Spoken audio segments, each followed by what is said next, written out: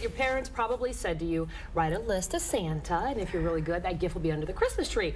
But it seems like the holidays bring out a different kind of beast. Black Friday, shoppers squabbling over the last item and going store to store to find that perfect gift. But Laura Wells McKnight, sitting right here next to me, says that there are easy things right now that we can all do to set a good example and teach generosity to our kids. This is such a good time of year to teach generosity to children, because it's so much a part of the holiday season anyway, and it's who we want to be. But it doesn't have to be hard. I was listening to this great story a couple of days ago about a family that was going shopping and giving gifts to a family in need. Took a whole afternoon to do that, and I thought, that is truly wonderful. And then I got in my car after listening to that story, and I thought, I don't have time to do that. I can't do that. I have to come up with, like a lot of us. So it's fine. It's wonderful if you have time to do that, but there are other ways you can involve your kids in generosity during the holidays. So a very simple one to start with is just to reaffirm what your kids are already doing. So celebrate the good that they're doing, and you can do this with simple acts of kindness and love. Give a high five. Give a high five. High fives are great. We don't give each other enough high fives. And I think especially with kids, if you catch them doing something good, especially during the holidays, you can make this such a fun tradition. Wow, you got a good night's sleep.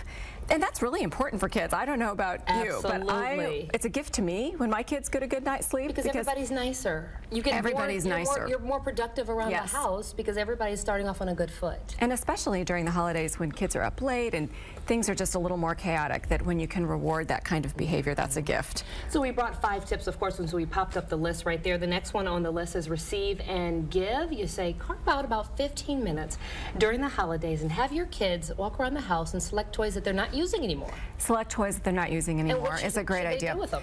Then they can give them, donate them to a local shelter, or there are lots of collection boxes around for those things. And it's a nice way to share with your kids. When you're making your Santa list, that's great. Let's also explore in your closet and see if there's some things that you might be able to give to some kids that don't have anything. Especially because a lot of kids, unfortunately, are not blessed to have a little bit of extra money. So this is where the treasure hunt comes into play. This is your idea. This is your idea. Well, you should tell that idea, the treasure hunt in your sofa cushions. Absolutely. Look around the house if you have a little extra change. We actually did this over the weekend. Oh, good. Went to Hobby Lobby for the first time, and my kids donated to Salvation Army.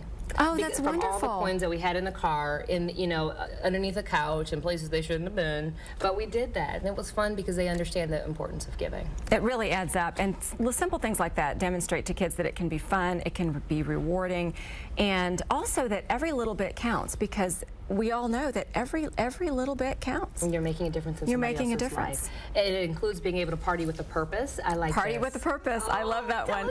And that is simple too, but there's so many fun things we do during the holidays, whether your tradition is to bake Christmas cakes with your kids like it is at my house, or to have a special dinner or a holiday dinner or a New Year's or whatever it might be. And if you involve your kids in that process with you and use the time to have a conversation about all of the things you're grateful for. And then don't just stop there. Don't stop there. Ask your kids what they're grateful for, and then share that with all your guests that are around the table. That's a gift. That's a gift to the guests to hear just how grateful the whole family is. And that's simple. Those things don't take any extra time, and it really demonstrates to children what the meaning of giving is. And I love when you hear your kids say something that you had no idea, that they were thankful that the dog had a treat. That's good.